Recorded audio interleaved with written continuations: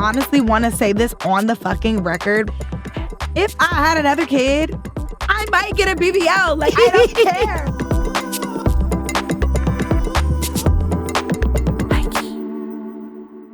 I do have a real serious question that I've been thinking about. Uh-oh. What is y'all's relationship to like rotting? What? To wedding? So like when you are like bed rotting, couch rotting, you're not doing anything. This past weekend, which was a holiday weekend, and we had all this time off because, you know, we got to do all these wonderful things. Tourmaline was on the show. Shout out to her. Everyone loved the episode. I was supposed to have plans with friends because, you know, that's what normal people do, right? They all link up and not necessarily celebrate the holiday or whatever. But I was just in like mode isolation. And all I wanted to do was like make sweet love and rot on my couch. And like, I felt sort of bad about it because I washed for sure. I'm always going to be a rotter who washes their body. But I just felt like I did not do anything. Do you not do it often? Not really, because even if I most recently, maybe in the last year, just became a nap person. Ooh. And napping for me is quite interesting because I will like try to take a nap and then like be like waking up in sweat and my heart beating because I feel like I should be doing something. And it's been something that I felt like I've dealt with, obviously as an adult, because when you're a kid, you can sleep until you're probably fucking dead type of like, you know what I mean? You have the responsibilities. So I don't know. I wanted to know if it was a relatable experience. Okay, I thought you were coming for me because like legit rotting is actually how I recharge in between all the shenanigans I do. Like people see me backflipping and bopping around the country and doing this and that. And a 5,000 person meet and greet and you're so full of energy. That's because like when I have a little bit of free space to myself, bitch, I decay. I was laying in the same spot in my bed for literally the better part of the weekend. And I'm so glad that you shouted out that you're a person who showers, like, even when you're rotting. You have to. No, girl, No, you do not. Not if no, you're girl, Yvie Oddly. No, not me, not my husband. Let me say, if you're black, you have to. I just feel like black people shower. White people don't wash their legs and stuff. And that's what I'm saying. If I feel like I start to feel gross, like my skin starts to feel gross, or like I haven't like brushed my teeth, I'm like, oh, immediate to the bathroom. Like I cannot. I brush the teeth because I'm not trying to have these shits fall out just because I don't love myself enough. Okay, like that's not gonna happen. Okay, so I understand that in black culture, the most important thing to do is to look good, smell good, be moisturized. Period. Big dot. That's my big three. Shout out to cocoa butter.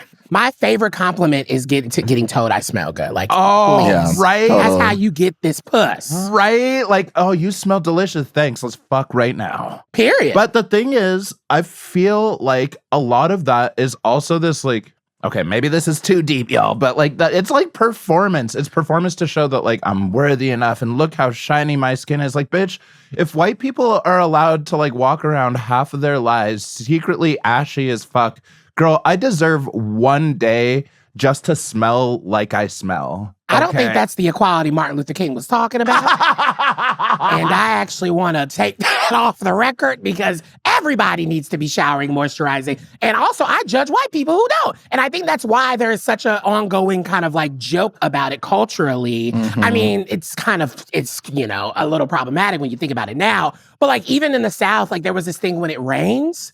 And like people would be like, you know, white people smell when it rains. And that's completely like it's a false moment. And I'm not trying to be problematic.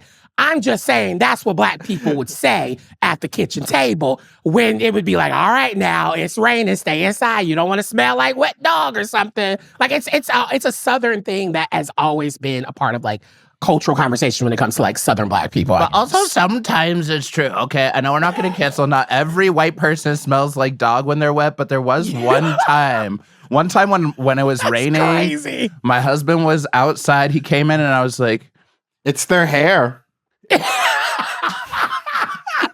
You're like, sometimes I just have to sacrifice this because I love my partner, but they might just smell every now and then. Well, that's why I buy that good Chanel perfume.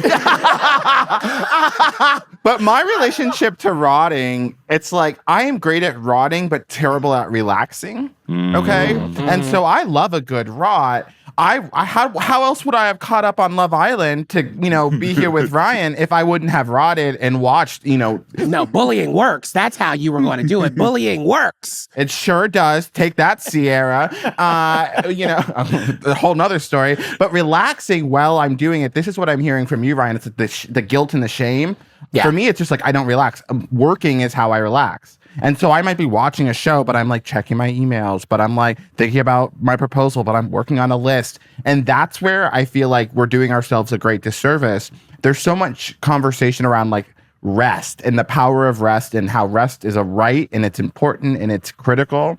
I think we hear it all the time, and we're going to hear it in Yvie's interview later, where it's like we have to put on the mask before assisting others. It just means like sitting in my bed, ordering in, smoking some weed, and having a good time. And that's okay. I mean, for a long time, I feel like I always viewed rest as a privilege. It is. Because I never was in the place in my brain that felt like I had the time to rest. I mean, even when I moved out to LA, I'm hitting 10 years next month. And I've been like really reflective and thinking about, look at where you are right now. But even then, I can't really even sit into that because it's just like, bitch, you're checking your bank account. You're like trying to figure out your work. There's all these personal situations going on where I'm like, if you were really good, you would be able to rest. And then that kind of fuels this constant cycle of just pushing through. But I've really had to like unlearn this idea that like, to rest is a privilege and you're not there yet to accept that privilege when at the end of the day, that is something we all deserve. You need it. Like, that's the thing. You're talking about all this life that's taking you on. And instead of like resting and giving yourself the strength that you need to do it, what we end up doing is we just burn ourselves out. So not only do we not bring our fullest to the circumstances that we're facing, but then we're burnt out and tired and feeling terrible and feeling dejected and needing more rest than ever. And so that's when you crash and burn. And that's where the real guilt and shame came from, as opposed to like, wow, if I would have just acknowledged the fact that I deserve a moment, that I deserve to there's the weight of the world is always on our shoulders. I don't need to be thinking about dead babies and how I'm going to pay my bills and all of these things at every second of the day. Yeah, actually, sometimes I'm allowed to sit and just worry about, was Sierra kicked out of the villa? Don't steal my Love Island brand. God. That's me. Okay, but seriously though, that's exactly why I feel like to go into full rot mode, like to be able to not only just like sit in a place, but also not be, oh my gosh, did I text my grandma back? What are we doing next week? Yeah. I need to be fully distracted. So like my rest really comes when my brain is not allowed to be attached to whatever this reality is. And when I tell you that I spent almost an entire 24 hours glued to my PlayStation 5. Which, speaking of that, can I just say, I'm going to do my HighKey early, but I am HighKey obsessed with the fact that I'm using our company iPads to play Fortnite now with my controller because I found out I could do it.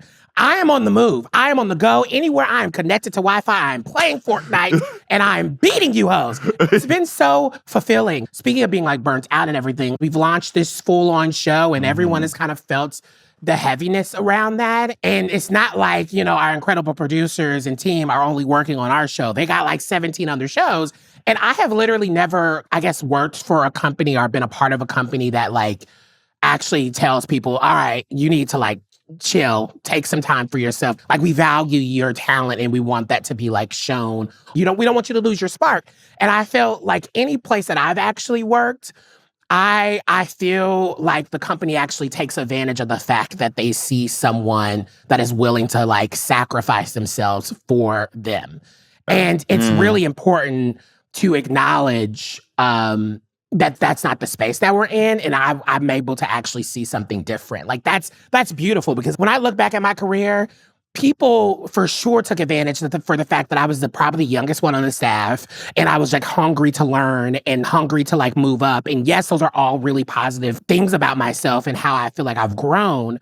But when I knew I probably couldn't say no because I felt like I would miss out on an opportunity, that's really hard. Yeah. And mixing that with like your intersectionality and your identities, that gets very difficult and very tricky. People don't realize how the forces that be like really are trying to keep Black queer people off of the airwaves right now. For sure. Out of the newsrooms. And so we can't burn out because there's not much left. When we talk about queer media spaces, queer journalism spaces, or just queer cultural spaces, there's not a lot left. And then when you put the Black level on top of it, they weren't really there to begin with. And so I think it's so special that we do really take care of ourselves. We look out for each other. What a sick, twisted world that we live in, that we're like, really quickly, I just want to say shout out to all the people at my workplace who let me have a weekend, who let me take a nap. Well, yes. Shout out to the corporate structure. Well, yes. Whatever. It is what it is. Let's feel good. Let's be happy. I think that's why I'm so excited about our guest today on the show. I mean, she's an icon, huh? What, Yvie, you're in the hot seat. You're in the interviewer seat this week. Tell us who's coming on. All right, y'all. I had the pleasure of sitting down with one of my favorite rappers. If you don't know Rico Nasty, it's because Rico Nasty isn't for you. She is the mother of rage rap. She popped out onto the scene in 2018 with Smack a Bitch, and her new album Lethal just dropped last month. I've been blasting it on repeat. She represents weirdos, she represents queerness, and she represents like what a bad bitch can do when she owns her power and also softens up a little bit. And it was such a great interview, so let's get this started. Yvie and Rico Nasty right after the break. HighKey. Luckily, I do love the fact that like my fans, like they still come out to the shows. Like I'm still able to like tour and stuff like that, because it is very hard to make money in this industry. You're either gonna like compromise a little bit with yourself, or you're gonna like rush stuff. But like going through that feeling of like, so people like link up with people, and that's how they stay relevant. Like they hang out with people, and I'm not really a social person. Like, I really just love to, like, do my shit and go. Like, I'm not here for the small talk. I'm not here for the key. I'm not here for the drinks after, bitch. I want to go home. I got 2 pets and a son, bitch. I'm ready to go. So, it's like, being like that at 19, though, bitches is like, you don't want to party? I hate that. Like making music on my terms. Yes. Like I'm making music on my terms, but I'm also blessed that I don't have to be a part of every little thing. And like my name is still brought up, you know. It's I love that. I actually love that. It's very niche. And I think that there's power in being niche. Every bitch want to be mainstream. That's just not kind. That is exactly fucking it. Okay, the shit that I've been like telling bitches in interviews for years is that I would never want to be like straight famous. Like right now, I'm gay famous as fuck. If I go into a mall, oh bitch, it's over. I'm taking a picture. But it's never been my goal to appeal to everybody, because I think the things that make artists the most interesting is like when you're able to throw yourself into something that everybody else around you would be like, this shit is mad uncomfortable. Like, why are you doing that? Like, how do you express yourself that way? And the crazy shit is that is usually what builds the strongest connection to you with the people who like see that and gravitate towards that. People gravitate towards you because they want to be like that a part of the time. Like, maybe I'll care tonight when I'm in the shower, but baby, that's only for 30 minutes. Like, bitch, I'm up, I'm out. I don't give a damn. Like, low-key, and it does attract people who are like-minded, who like lit shit and the same things as you. And I feel like that's so much better than like pretending to be something. And that's the attention you grab. And you're bringing a bunch of people who literally you don't even relate to. You don't even know the lore behind the things that you're trying to act like you down with. It's like, just be a down bitch. Like, just like the things you like. I think it's also really strange because, like, there is always this external pressure. I think in our respective fields, for me in drag, for you in the rap world, it's very easy to get pigeonholed in as the weird one, like the alt one. And, like, obviously, that's, like, a very strong part of identity. Who I am, yeah. But also there's something like when everybody on the street is coming up to you and is like, you're such a weirdo. You're like, okay, well then you don't really see all of me, do you? I hate certain words that people will use to classify what I am. Like I remember people be like, oh my God, like you're so like goth. You're so goth. You're so punk. You're so this. And I was like, you know what? I am right now. But like deep down inside, what I feel like I've tapped back into with this album is like, Bitch, I'm not all screams and roars, bitch. I like colors. I'm a pretty bitch. I don't need, you know what I mean? Like, I'm not a scary bitch all the time. Like, I'm a sexy bitch. I like cute shit. You get so much thrown at you that you're like, oh, so like, if that's what's working, then that's what I'm gonna do. And like, I feel like you lose like yourself in that, bro. Cause y'all not seeing Sugar Trap. Honor that to be like, yeah, bitch, like I did that. That is a part of my story. Yeah. You are allowed the space to grow. And I really want to say, like, not even on some ass kissing shit.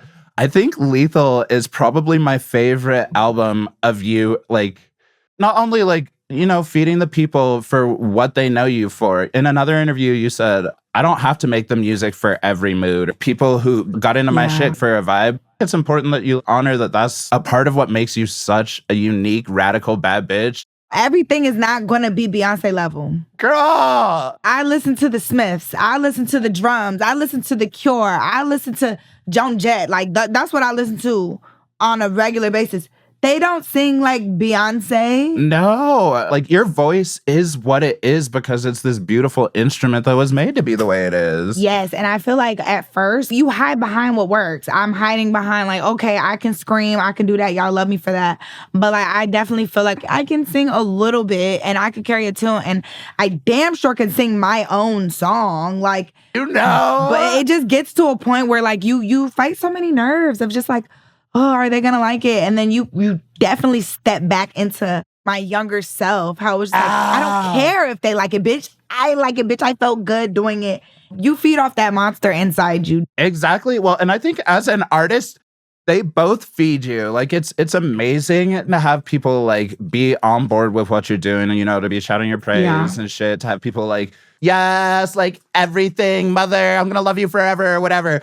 That feels great, but it also does, it's important to like honor the fact that that little insecurity, that little monster is where like a lot of our shit comes from. Is like, when you start anything, you're starting it because you're scared to do it and you don't know if it's something that people will like take you seriously. It's that risk. It gets you vibrating. It gets you feeling like, if I don't, who will? Because that always happens to me as well. The song that I literally wake up singing in the mornings is Can't Win 'Em All. I'm just there like, good morning, world, can't win 'em all. Soften me up. I did not know you were a soft bitch. Underneath it, but that's why I appreciate this project. It's important to honor the shit about you that makes you so radical, but bad bitches have feelings. And I honestly feel like that song is literally what we're talking about right now. I am not walking in this room to win everybody over and make everybody like me. And I think that's the part that really gets me down to my core is like, I do want to make people happy. I do want to lift people up. I used to be so quick to just not even digest the situation at hand. Like, what is really going on? Why is this person feeling like this? Like that radical empathy where you're I feel like a part of it is processing that in your head, being like, ooh, it's so fucked up how the world treated me. Ooh, what that person did is so wrong. Do that enough and you're just like, okay, but what about what you did, bitch? Exactly. And digging deep like that is ugly. You know, when you blow up like that, when you are in the blow up of it all, I feel like there's this major part of you that like also does want to be like, yo, I know shit is changing. I know like the way that we're going to like be around each other is going to change and shit. You just don't want to be a bitch. And that's something you're like, no, I can do it all. I make confident, bitchy music that I do hate when people meet me and they're like, oh my God, I thought you were going to be a bitch. I thought you were going to be so mean. I'm a bad bitch, but I'm a good person. HighKey. On Drag Race, but specifically on this season, it was like the Bad Girls Club of Drag Race. And I was like just the shit-stirring bitch who won it. But like, I feel like that's a lot of the same vibe that you were coming up on. Like where you took a lot of these like creative risks on Lethal, but you're never really scared to do something wild and new. I know acting also feels like a new world, but like, how's this process going for you?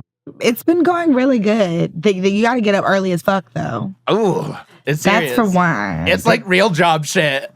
it's fun, it's new, and I think that that's what keeps me like inspired and ready to keep doing it. But it feels good, and like, you know, one thing about acting that I will say is like you get to do stuff over. Acting in film, maybe. I'm a theater actress, girl. And that's what I was gonna say for you, like.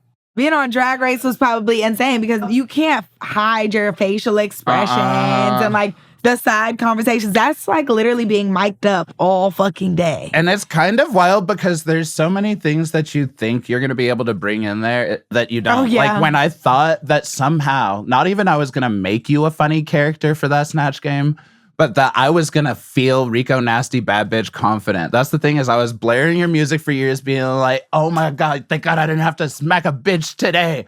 Ah! And then I get there in the moment in that quiet ass set in that big ass room. Something I'm always trying to reveal to people who maybe have misconceptions about the lifestyle is where do you find the space to make new art for you and stay present? I feel like I'm the most inspired when I just keep things going.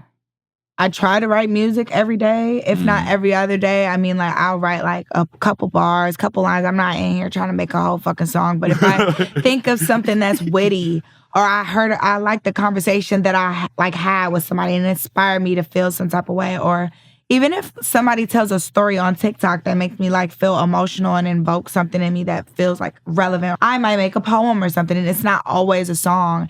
And I feel like just honestly letting the creativity flow through you all the time, like not making, I used to be like, oh, I only write at nighttime, or I only go to the studio at nighttime. But now it's like I'll wake up and I'll go to the studio by noon. I've done a song. People are very, very keen to genuine things. Like they can tell by body language, by everything. They can literally tell when a bitch is faking it. They can read you better than you'll ever be able to read yourself. They can read. So it's like, just do you and move at your own pace. Motherfuckers gonna see you if you're rushing. Relaxing is so hard because that's like the first shit I like want to brag about. At least in my music, I'm like, yeah, I'm on vacation. I fucked a million sluts. I'm on the beach. I'm not giving a single fuck. And then I get back to like the real world and I'm like, that is not your life, girl. I love to work and I don't want to go on vacation to make my life seem fun. My life should be fun every day. Like it should always be an experience or something, you know, like I really love doing like crafts and stuff with my friends, or even like having some wine and we all come in here and make a song. What's your favorite crafty shit you've done recently? I have like a little mini sketchbook. It's literally this big. And I've been working on this since 2022 and I finished it. And it looks like a fucking witch book because it's like thick and looks spooky looking. It's falling apart and shit. As a kid, that was my first love. Like I used to draw and stuff like that. I feel like somewhere when the music part started taking over and I started reading more, I really stopped painting.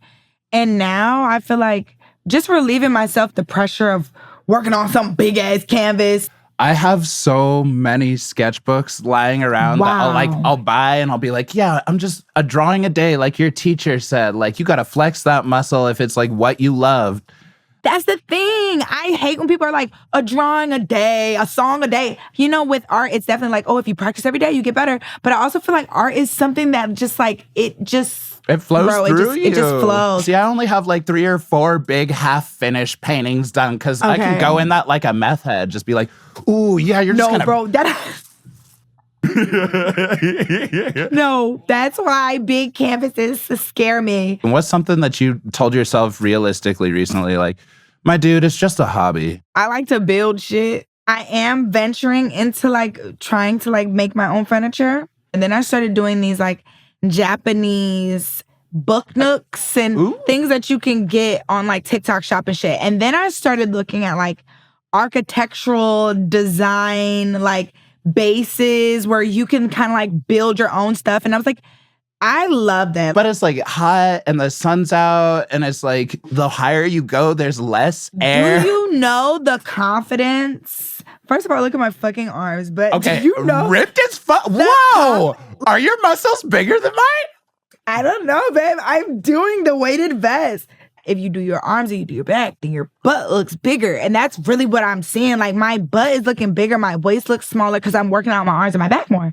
Not you doing this all for the booty. You're like, I'm not doing a fucking BBL, but I will go the natural route. I honestly want to say this on the fucking record. If I had another kid, I might get a BBL. Like, I don't care. Like, again, I think it's so funny that people are like, oh, like, stay skinny, da-da-da-da. And I'm like, you know what? Okay, I love the body that I'm in. I love the skin that I'm in. But say I have another child and my boobs get abnormally big, or my butt and my back start getting big. If I work out and that shit don't go away, if you think I'm not, let me on the motherfucking some bitches' BBLs look good. Yeah. I was holding a great BBL this weekend being like, this is the best ass in this underwear party on a Thursday night. When it's done well, what can you say? Right. What Right. can you say? And I'm not going to hate on you for what looks beautiful on you. It's just like, you know, I'm going to do what feels right for me. And like you said, and embrace everybody's change. body is gorgeous in its own way. Like, I still feel like I have a T-ass body. Like, I got ass, got a little titty. Like, I feel like it's T. It's not giving Ruby Rose, but it's still T. It's still T. Like, bitch can't take that from me. I think that's just like the kind of like the funniest part about being a girl is how they really be like, you need to gain weight. Take my ass to the gym so that when I get up on that stage, I can give y'all a show. That's what I'm gonna do. You do the things that like feel good for you or for your health. I think the confidence from like going a 6-mile hike, incline, you're going up, up, up, up, up. You get to the top of that mountain and it's like, baby, I could fight a fucking bear, bitch. Lowkey, that's where that song came from. Do That's where the song you were just like up, a bear pops out. You're like, who want it? It's a different type of like confidence and like self-love when you like literally are the whole time like, bitch, I'm about to die. I can't do this. And you keep pushing yourself. Yes, you can. Yes, you can. Yes, you can. You get up there and you're right. And you did prove it. The next time you go through something, you're gonna be like, oh, I can't. Girl, you just walked up a whole mountain. Shut the fuck up. Let's go. Listen, okay, but I still live in the hood, LA, or at least whatever Denver's version of the Where hood you is. at? You're in Denver? First of all, no, I believe there's a hood in Denver. Where there's a light skin, there are real niggas, and where there are real niggas, there are the streets. I've done small venues. I've done big venues. I've done my tours. I've done openings. And when I tell you, I've seen hoods in the most random places you're like, where the fuck? When you are queer and you are in a space where you just look a little bit different, oh my God, it's so hard sometimes, like, to just not get attention. And on the days, especially where you're like, bitch, don't say nothing to me. I just came to get one thing. Last week, I got some groceries. I'm like carrying them with my little gay ass roommate. We're going in, and there's some dude like selling powder in front of our house, and I'm like, no, dude, I live here. Like, it's whatever. And he whips a knife out on us, like, while all I have is my little bag of bread. I'm like, just take me now. And it's just crazy to see. Well, okay, I like that you talked about like queerness though, because I've been arguing this with people for a while now that like queerness is like a bigger idea than like the LGBTQ like pride flag. Like, it doesn't matter whether you've ever touched someone of the same sex or like are even intentionally playing with like gender or whatever. I think queerness is really about like what it feels like to be the other in a space. So for you, my question for you is like, would you call yourself at all queer? Yeah, Rico Nasty's that queer ass bitch. I honestly feel like I've had my fair share of female experiences. I've talked about being, a little bisexual.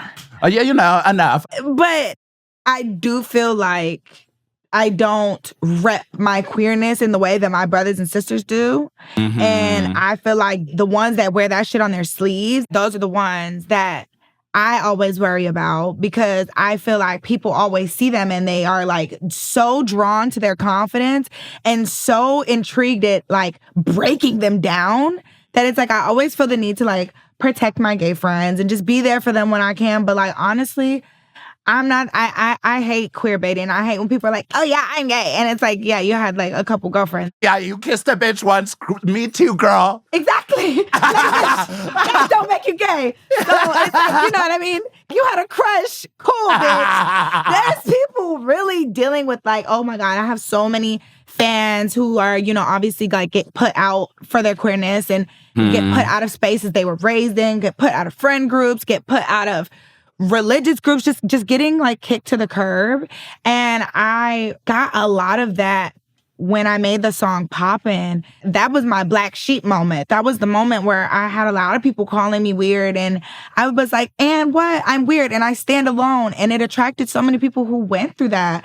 Growing up, having a circle of friends, love you, love you, love you. Now they find out that you're gay. These are like your brothers and now they won't say a word to you. Things that just will really permanently alter a person's confidence and self-love and like self-worth and like relationships with other people. You know what I mean? Like it's so much deeper than a flag, bro. I swear. Rep the flag, of course, but like, are you really doing the work? Like, are you actually an ally? I'd like to believe that I'm not out here thinking, at least my first instinct isn't thinking about who I'm trying to represent or like what communities like I'm trying to lift up. I'm thinking about me. Living for me. What is it like being embraced by so many different people for concepts about what you are? How do you stay fresh? How do you decompress from all that? When your confidence is fueled by what everybody says about you, that is something that I still battle with. It's just like understanding like, yes, all these people think all these great things about me, and I think I'm a good person. I think I'm a better person than I was a couple years ago. I'm not perfect, but I think that I'm doing better. That's how I keep myself grounded. Okay, my dude. Well, I don't want to bug you for too long forever. So Okay. like what are you HighKey about this week? What's pumping you up? What's getting you through this shit? And then what are you a HighKey hater on right now? So HighKey tea for me is the MAC gloss. Like I'm just a clear gloss ass bitch. I really am. Maybe a little bit of glitter. Yourself, I'm obviously. loving thong slippers, thong slides. You know, the Like ones that like fuck your big toe and little toe? Yeah, like those. I love those. You must have some like really good slipper feet, okay? I just feel like it just give Hawaii. Like how we were saying vacation, it just gives vacation every day. You're like, you look It's at your like, toes and you're like, okay, girls, y'all are on vacation. my girls are out. I'm at the Whole Foods with my little crop top, getting my stuffed toes out. It feels like I'm in Cabo, bitch. And then, oh my God, I love Love Island. Oh, I'm a slut for Love Island. y'all bitch. are so messy. Well, flip it. Hate, and used to love baddies. I can't watch it anymore because it makes me sad. It's so traumatic. It's so traumatizing. I'm like, these girls. I've like never been about it. I know that's like fucked up of me. All of my sisters always watched it around the house. Bitch, I'm of it. I love baddies. I do, but that was the thing is I used to be that like I could never watch this. This is terrible. But then I watched it because girl, it's entertaining. It's entertaining. It's entertaining. But I will say something about watching these bitches go to Africa and be like, oh no, not in the motherland. It's the one, the Baddie's Gone Wild, where she That's the literally one. ripped a bitch's hair out. That's the one and only. I literally watched that episode and I was waiting for the new episode to come on. So I cut on fucking Baddies. And bro, I was literally like, I had tears in my eyes for that girl. I was like, oh my God, Love Island don't make me feel like this. You guys are invoking spirits out of me. Like, I didn't like that. Like, I was dead. I was about to cry for that girl, and I don't know her from a can of paint. You know how we were just talking about being on set, right? Mm-hmm. And how that feels. You already feel very alienated. In shows like that, you have to push past that and push past the fact that you will be embarrassed and there will be a camera in front of your face. Being Black, your hair is your crown, bitch. So to go through something like that on TV, girl, and maybe 2 people felt genuine sympathy for you and couldn't even show it because they don't want to get into fights either. I had to cut it off. Other things that I hate, when people fucking drag their dogs when they're taking their dog on a walk. Let that dog piss. He live inside with you. He get to be outside for 30 minutes. Right? And that's like their social media. That's how they know about the world. They're outside being like, oh my God, another dog just said this here. I think that's fucked up. Like, that's literally like them scrolling and getting their phone time. And you yanking the fucking dog. Like, get the fuck off the phone. We have 5 minutes. I hate fast food right now. I have not eaten fast food in so long. Like, I can't. Even if somebody asks me, do I want it? I'm going to get a salad from whatever place that is. Like, I can't eat it no more. Literally, the last time, bro, I had Burger King. And when I tell you, it felt like I gave birth on the fucking toilet. You're like, this is horrible. Okay, is it wild though? Because I feel like it's just like a pattern of getting into healthier eating that like gives you that mindset. Because my whole last life, no issues with like any fast food. Eating out, nothing. I am made of fast food, but like I went grocery shopping a week ago before I got a knife pulled out. Before that happened. Yeah, before that happened. And that's why I was so enlightened and did not get stabbed. Because I was like, no, I'm going to eat healthy all week. And you know what? I did until I ran out of my easy solution green shit. Like I don't have any V8s. I don't have like some snack veggies. I slutted my ass back to McDonald's this morning for her nasty, disgusting bread. I was just like, oh yeah, So that is one thing that I still crave, and I'm pretty sure they put crack in that food. We'll save that for another time. I know that I'm 2 years clean from McDonald's, and I still get cravings for their French fries, like mouth-watering cravings that put me in a bad mood.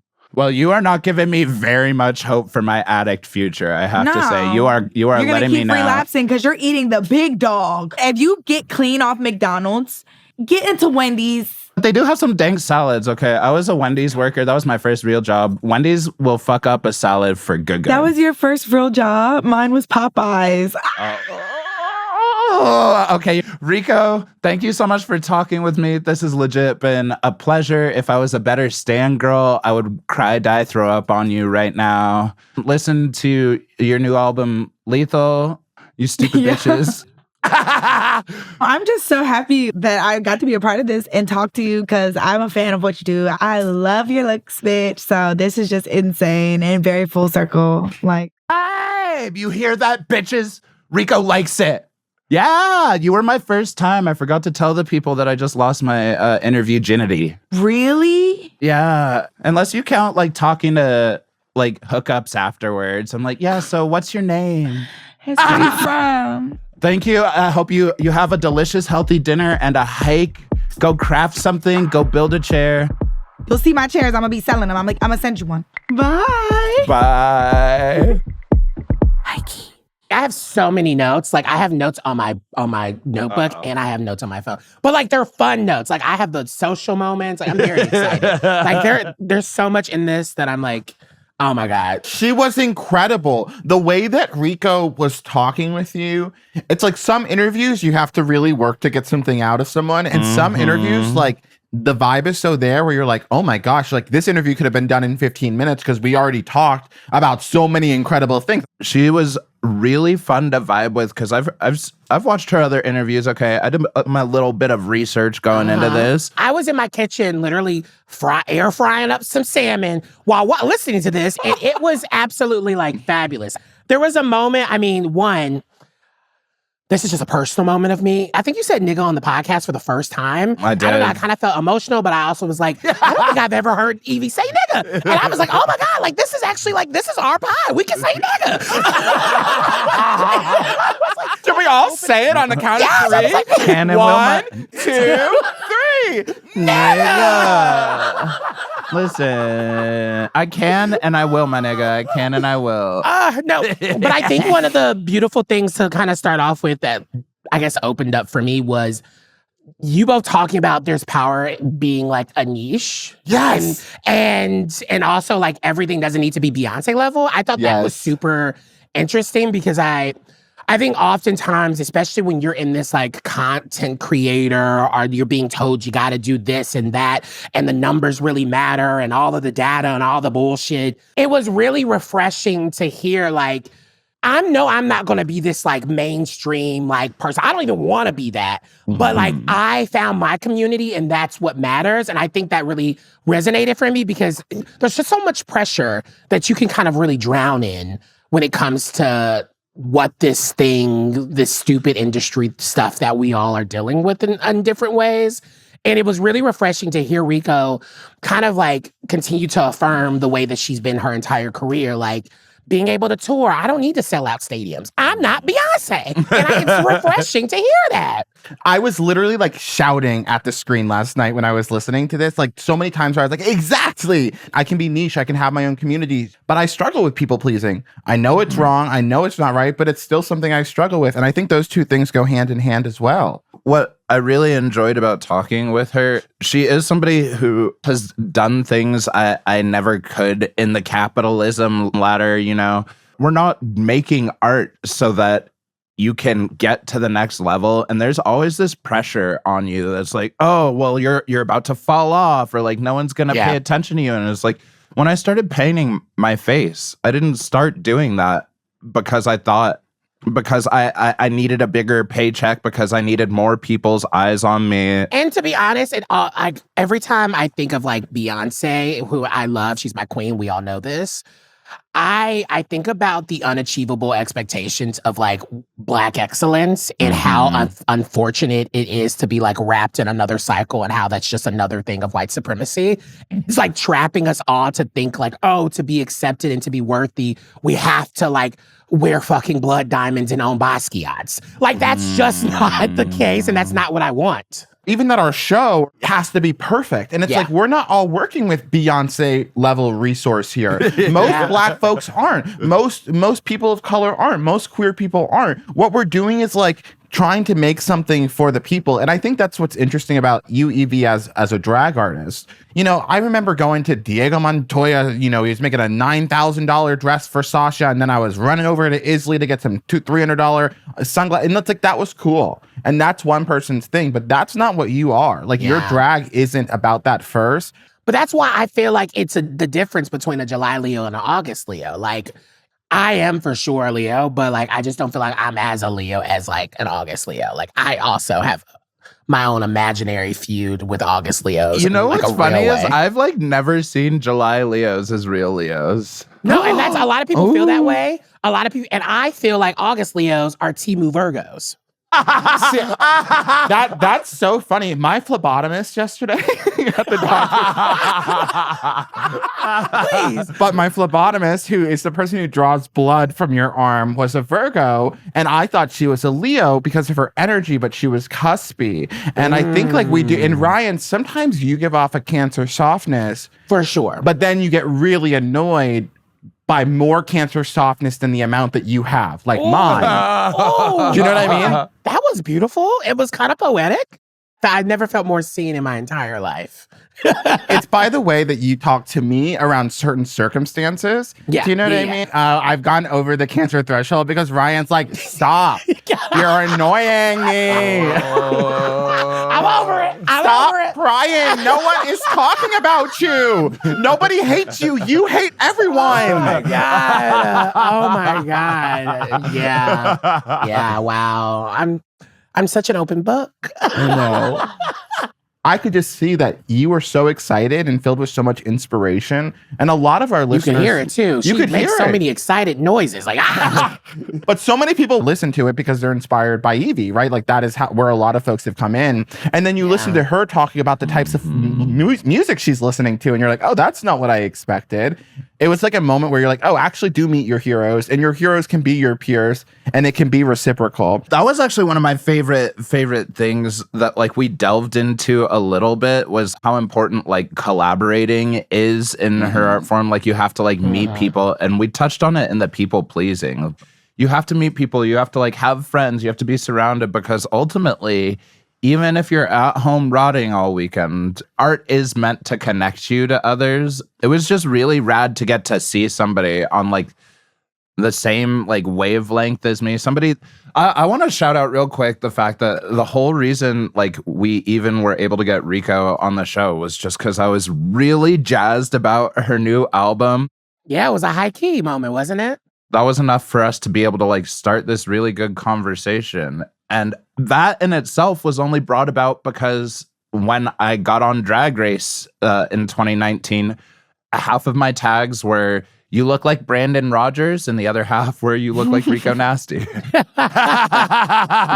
I loved, especially when it came to the people-pleasing conversation, that you also talked about the boundaries versus being a villain. You both were talking about, and she specifically was saying, like, I've had to, like, not have as many people around me, and also had to try to find the balance of being the bad guy, but also being like sweet and good, because people come to me and they like, oh, I make music for folks who are like claim themselves to be bitches. And they think, oh my God, you're just so much nicer than I thought you would be. To know like there's a world where you can get to like, I don't give a fuck, and just kind of be like, well, actually this is just a boundary, and this person just has to be cool with the boundary. If not, like, fine, I'll be the villain in your origin story. It's kind of transformative when you finally get to that moment in your life. Well, especially because I think it's something that like has to be practiced all the time. It's not like you learn it and then suddenly you're like a bad bitch who has your boundaries. Like, because she acknowledged that. Yeah. It was really dope getting to speak with her, because it was a reminder that like, oh yeah, that's right. This is something that like we're all still going to be doing. We're all still going to be resetting our boundaries all the time. We're all going to be letting people in. We're all going to people please a little bit every now and then. But ultimately, at the end of the day, like she just wants to do this shit that's like chill to, with, and for her, and not be motivated by the pressures of like trying to please people or like trying to get to that next level in your career. I went in with an expectation of who she was that immediately was erased. And I think that's so important when we think about anyone. When you think about the three of us, when you think about any celebrity we talk to, is that people contain multitudes. Yeah. And that's not just saying like, oh, that's a character. No, like she said, that is her. But it's just one part of her. And just because you don't get to see all of her doesn't mean that all of it exists. And you have to give people the grace and the space and the freeness to like show you who they are. And that's what she's starting to do in this new album, which I was listening to last night and this morning. And it's like, there really are those moments, and you call it a couple of the songs, where that softness comes through. And I'm so happy that she's able to do that in her work, and that she was able to do that in the conversation with you, Yvie, because the trust was there. And so like, just because you don't see someone's fullness doesn't mean it's not there. Maybe you just haven't earned it yet. And like, yeah.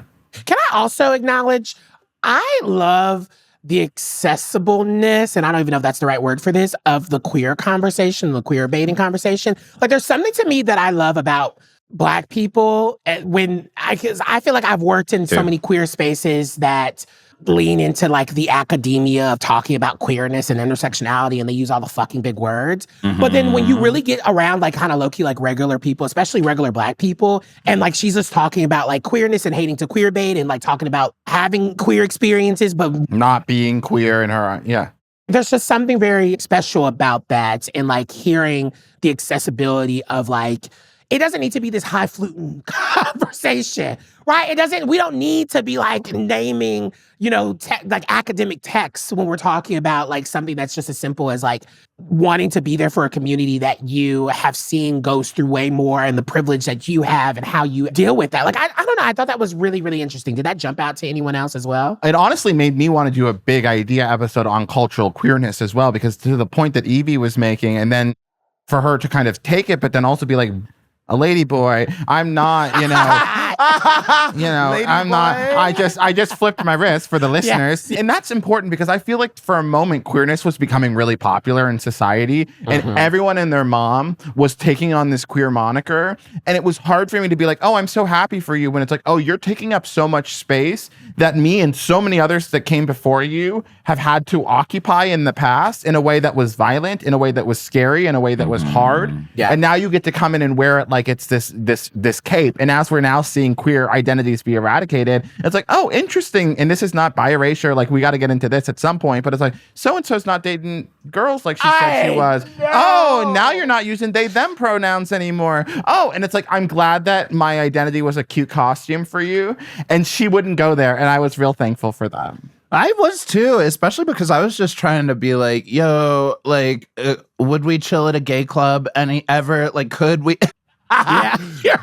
Can I invite you to one of my gigs? Yeah, can we link up like that? But I think it was like really important because the conversation that stemmed out of was about how you can ultimately end up representing people who are things that you're not even. Like how Rico is queer. She may not identify as queer. She is culturally queer. Yeah, she is culturally queer. What she represents for people is queer. I think it was really dope to get to see someone be like Ryan said, in her own terms, you know, we're not out here like a homosexual child experiences, you know, sometimes it's like, shut up. She was just like, I've kissed a little girl every now and then. I've like done my little gay shit. And she's like, I love the gays. Like, I don't know. There's something about like a straight Black person that's trying to be progressive, and they are progressive, but like they're trying to speak progressively and they just be like the gays. It's just something funny to me about it. Because I think it's about meeting people where they are. And I genuinely have been on a journey of just like meeting people where they are. And it really has kind of given me a completely different like viewpoint around it, while also still making sure my boundaries are in place of being like, don't fuck with me. But if you're on the journey with me, I'll most definitely be your passenger princess. But can I also ask you all, because y'all had a conversation about fast food, what is your go-to McDonald's order? This is such a ridiculous order. I get a Big Mac with no meat. So you're doing bread, cheese, lettuce, and a Thousand Island and sauce? Onions and Big Macs. It's not a Thousand Island. It's Big Mac sauce. I mean, ain't that what it is, though?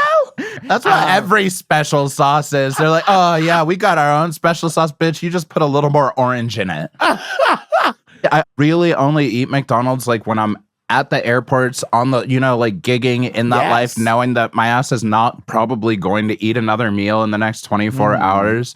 I legit order like the left half of the menu. I'm like, give me the double cheeseburger meal because I want the fries, I want the drink. But also, I'm going to need the spicy chicken sandwich shit you got. And if we're in one of those states that hasn't discontinued the spicy McCrispy or whatever the shit. Mine is the McNuggets with the french fry and maybe like a McDouble on the side.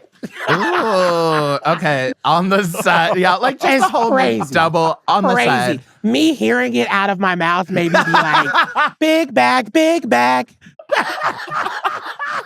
Now you're bullying yourself. My God. This interview was incredible. You are so multifaceted, and you also are this person with a beautiful brain, but also so much to add. For sure. And all of us are in my dream blunt rotation.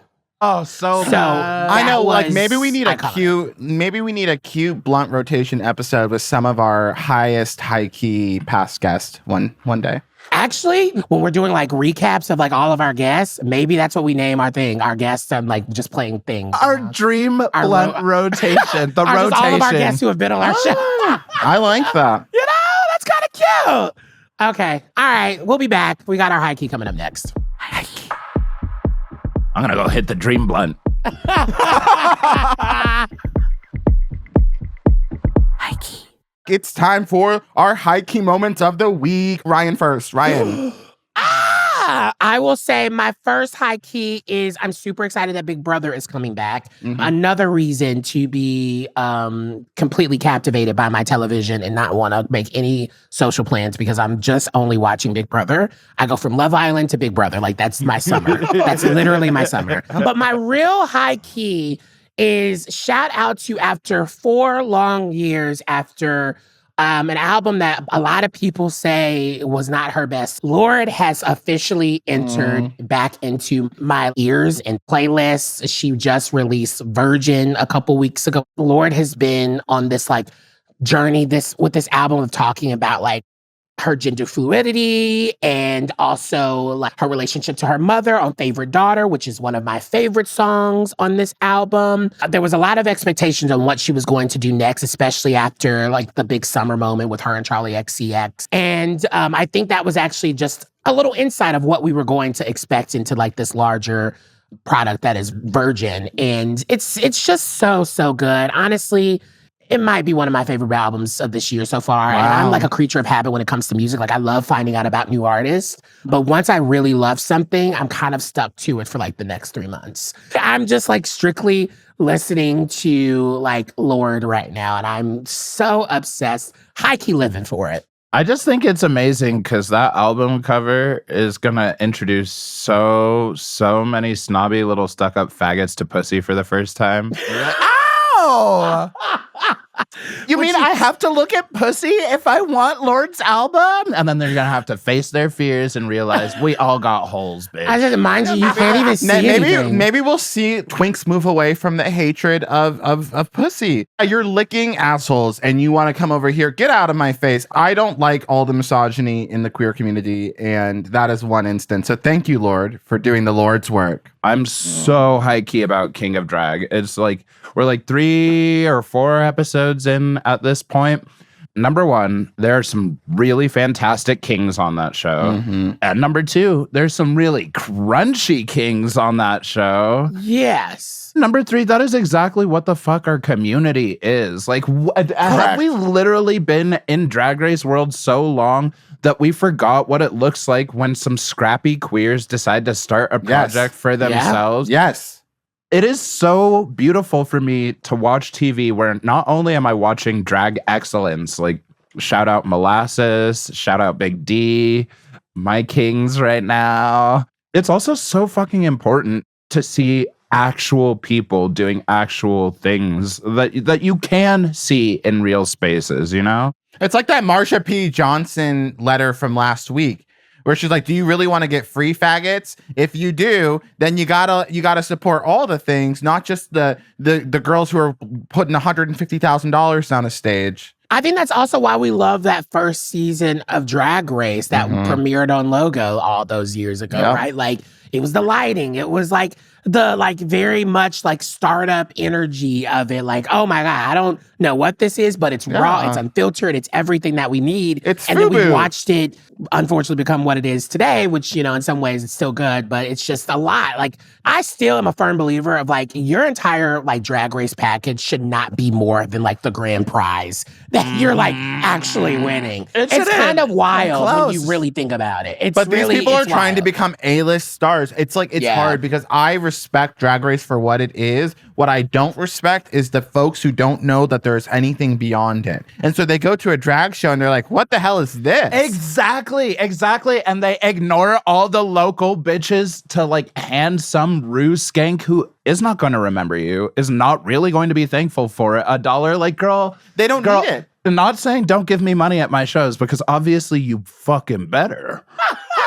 But the thing is, if you're gonna have $1 from me, if you're gonna go out for me, I know this is wrong, but I hate to hear when people come to a show of mine and they're like, this is my first time coming to a drag show, and they like breezed past 20 local drag artists to get to me, and I'm like, dude, you are spoiled with such amazing artistry, such great stories around you.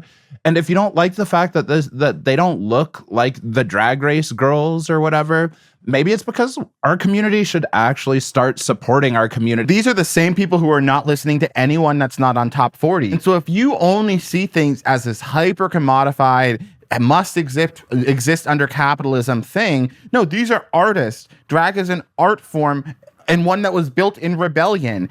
Drag kings have so little resource, so little love, so little everything. So you know why they're crunchy? Because they're fucking crunchy. I will say there is another side to this of like, once something does become super popular, of course you're going to have like the new folks who are just like simply entertained by the show, and like, yeah, they will see Yvie out and be like, oh my God, I've never been to a drag show, but I was introduced through Drag Race. But that doesn't necessarily mean they're going to go and have like an encyclopedic knowledge of all things drag. And I think that's okay. It's when you start to like do the extras of what kind of teeters into like stan culture and just like the ignorance around local drag, that's when it starts to become like a flag. But I totally see a world where there are people that are introduced to drag through this thing, this machine that is Drag Race. And just I'm like, just don't say you love drag if you love Drag Race. Why say you love that? Because I don't agree with that. Because you don't love drag, you love Drag Race. Say, But I you still love can Drag love Race. drag. That's drag, though. I love Drag Race drag. That's still drag. It is still drag, but it is just also like really upsetting. Like I remember literally the like fuel underneath my ass, like back when I was a local girl. The fuel that fired me was people quantifying your worth as a performer by whether or not you were going to be on Drag Race someday. Yeah, that's real. That's not what it was rooted in. And that's what I struggle with, where it's like, you don't respect the history and the struggle behind the thing. And also, it's older queens too. Like, I love so many older queens. And when I was coming up at Pulse and at, all these places in Orlando, I loved those older queens who, were lucky to be alive still, but were still making their livelihood off of this thing. What are you going to do when Georges doesn't look like a little twink anymore? Girl, exactly. I guess I'm thinking about it in the ways of like, I like theater. I love going to see theater. I love watching the Tonys. But I might not be like a theater gay. Does that make my like for it any less valid? No. I'm not thinking of anything that feels like out of the Do you only like Broadway? That. Do you like, it's one thing if you're like, I'll only watch Broadway. No, I mean, I like plays in general. RuPaul's Drag Race is a Broadway of theater. Broadway, these shows are costing $20 million, but you can go see an incredible solo show that someone spent $2,000 they borrowed from their parents on, and it can be incredible theater. And if you're like, well, I didn't like that because the stage didn't move and where were the pyrotechnics, then you don't like theater, you like production. And my big thing is, if you want to see more like that in the world, you have to support it from the roots. In the very short history that drag has been what it has to our pop culture, kings historically still have gotten so very little. The grand prize package is like $10 and a really nice pecker or something, That's premium silicone right there. Wrap that up. Exactly. Like that Murray takes it out of his pants. You're gonna bind They her. actually legit did. I don't know. I just feel like if you want to see some crunchy shit get better, support it. Lift it up. Okay, I am HighKey obsessed with a new project from a friend of ours, Miss Shea Coulee. We love Shea Coulee, friend of the pod. I love Black Panther, but I'm not a huge like superhero faggot. And this new miniseries is called Ironheart, and Shea Coulee plays Slug, who is like this queer hacker. And I would call Ironheart like a queer brown Iron Man.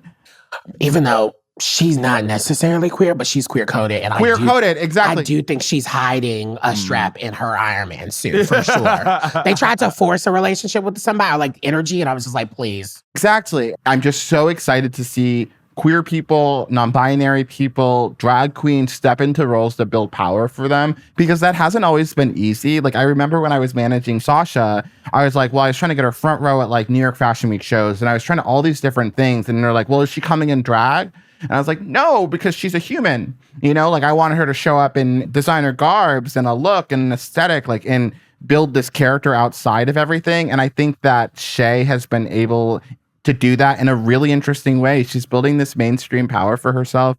She's beautiful for their self. Actually, I think they're using just they, them pronouns now. I don't know. I know. I love that for them. So anyways, just shouting out a friend, shouting out a show that was actually a lot of fun. I didn't think I was going to like it at first, and I really liked it. And Shea did a great job. So shout out to the queers doing big things. Disney Plus, Ironheart. Yeah. Yes, and I think that's the show, everybody. Keep an eye out on the HighKey Instagram socials, because we do have some really incredible guests lined up. Yes. And honestly, y'all, buckle it up and get ready. Stay messy, stay obsessed, and stay HighKey. Bye.